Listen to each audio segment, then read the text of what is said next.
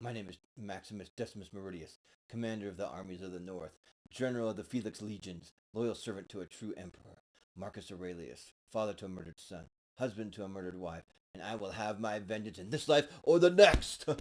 Welcome to this review of Gladiator II. So, it has been 24 years since the original Gladiator came out in the year 2000. Yes, I was in high school when it came out. It's long since then.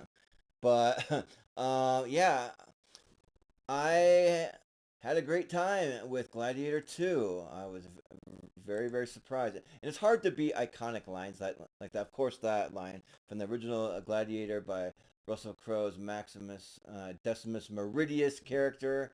And yeah, the new Gladiator 2, directed by Ridley Scott 24 years later, and man, is this a spectacle. If the original Gladiator is a 10 out of 10, and you set the bar out of the frame, like way up here, it's so good, it's inspirational. Like my brother Cade once said after going to the dentist to get his wisdom teeth out and being hopped up on all kinds of drugs, I want to go home and watch Gladiator. It's gonna help me be a better man. And then he had a little necklace of his wisdom teeth that he was telling my mom, all the friends that he wanted to make a necklace for and give it to him. So she's like, "Yeah, I'll make it for my friend, and I better really like that. He'll really love it." Yeah, but this movie rules. It's really really good. I mean, yeah. So if that one's a 10 out of 10, this one's like a 9 out of 10. It's like really really good. And yeah, Ridley Scott killed it in this one. He knows how to build an epic for sure. You see it in like Napoleon. Also, you see it in a lot of the movies that he's done. You see it in the original Alien movie. Just really cool cinematography. So I just had John Mathiasen. A shout out to that guy who did the cinematography. Who he's just for like the Last Duel. He did Ben Hur. He did a lot of those types of movies. I think he might have been the one for Napoleon also. But yeah, he was great. And the scenes are just epic. They're sweeping. It's kind of the same story though that you get from the first one, just a gladiator looking for his freedom. But I mean, that's what made the original great, and it's like just do more of the same, but just tweak it and add a little twist to it. So, uh, the the battle scenes are amazing. The opening battle scene with we find out to be his son, which isn't a spoiler, but he's in the battle, played by Paul Mescal, and in the character in the movie he's the character Lucius, and you see him fighting an epic battle with Pedro Pascal as the Marcus Cassius coming after him to take down the city that he's in somewhere outside of Rome, but like close to Rome. And you see the ships coming in, and Pedro Pascal looks awesome, just kind of standing there as the general, and they're shooting the arrows, and they're coming in on the ships, and they get off, and they just siege the city. And I won't give any spoilers to certain things that happen, but he's there with his wife. Uh, Lucius is, and Paul Mescal's character, and they're fighting together, which is pretty awesome. And yeah, just the way that the gladiators are portrayed is really really cool. They do some more kind of epic things with the Colosseum. The Colosseum just like looks so cool. They're bringing in like a big rhino they got a battle against, and then they have an elephant at one point, I think, and then they do a thing.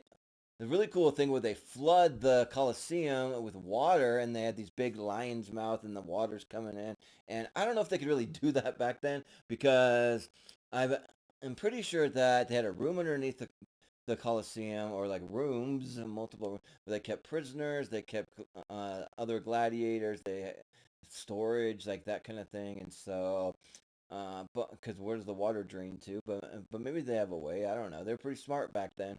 Uh, and but yeah, when they flood it though, and they simulate a battle scene that's so freaking cool that like might be my favorite scene of the whole movie. They're just like having the ships come in and they're shooting each other and they're like breaking the oars and yeah, Lucius just summons the power of his father uh,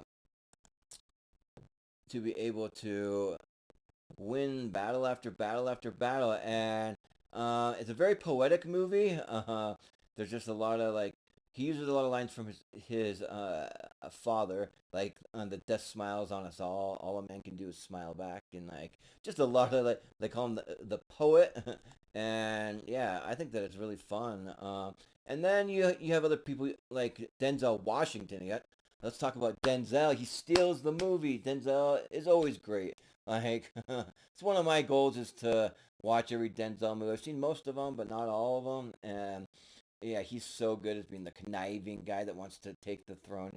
But he's just like a really like guy that you love, and he's charming, and he's like doing like big smiles and like, but he's like secretly backstabbing people and like trying to make his way up to the throne, and it's like and it's really cool and fun to see, and he's got a big, powerful, bombastic, like he's yelling stuff out, but then also he has quiet moments and sneaky moments and all that stuff. So it's a good time. And then you have the two emperors, which I'm not sure what to really make of. I've heard people say they don't like them. I think they're fun. I kind of do like Joseph Quinn and Fred Herchinger as the two emperors that are just kind of whiny, kind of like just like gluttonous, kind of do whatever they want to do, kind of almost like they kind of have the I don't know, just like bring me this, bring me that. They're like the little.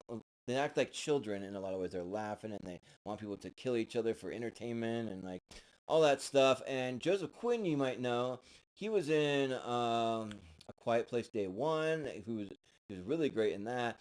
And then he's going to be Johnny Storm in the new Fantastic Four First Steps movie whenever that comes out, which I think is next year. I think, but on 2025. But yeah, and then you have Connie Nielsen, who looks like she has not aged a day. Like she's been drinking the blood of virgins and staying young. She's 59 years old, but she looks like she's in her 30s. But like back when she filmed the first movie, and it's crazy.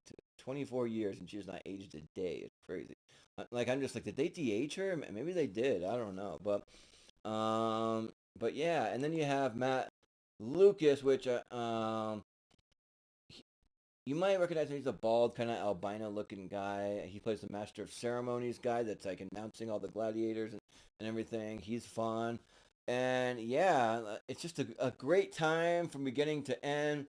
It's just hard because first gladiator sets the bar so high, so incredibly high that it's like how do you even overcome one of the greatest like epics of they ever put to cinema, and one of the greatest scores by Hans Zimmer, that original score. But they have Henry Gregson Williams, I think, that does the score for this, and like he does a great job.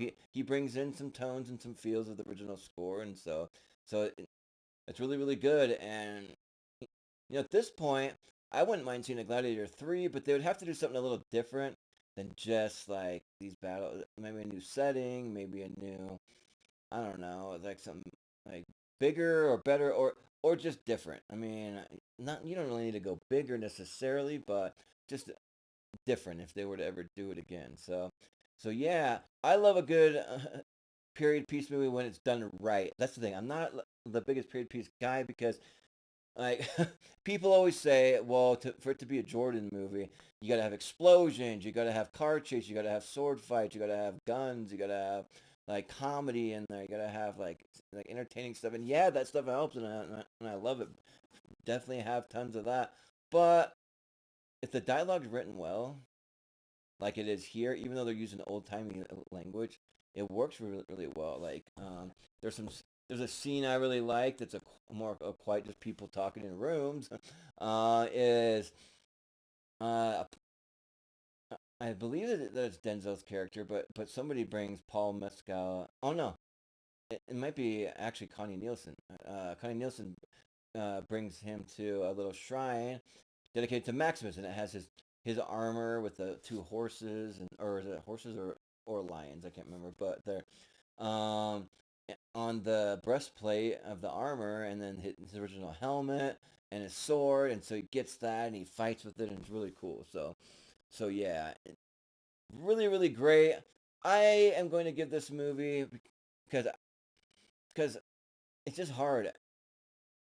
Like I can't really point out too many flaws about the movie, really, but it's still not as good as the first one. So I'm gonna say 9 out of 10. Like it's that good. Like I think that it's that Ridley Scott knocked it out of the park here. So yeah, that's gonna do it for this review of Gladiator 2.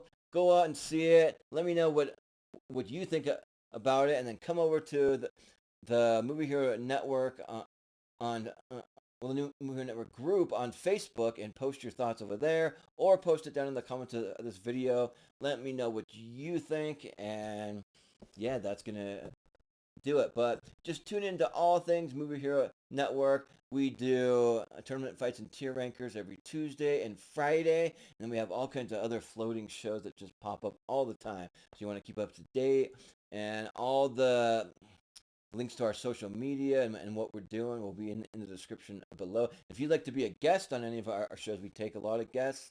Just reach out to me. Probably the best way is on Facebook through Facebook Messenger to Jordan Anderson or Austin Pezhao, my usual co-host, and just let us know if you have a passion for movies or you just want to hang out and talk movies, TV, music, pop culture. We do it all. So yeah, but Gladiator 2, go see it. And I've been Jordan the Movie here, Anderson, and we'll see you next time.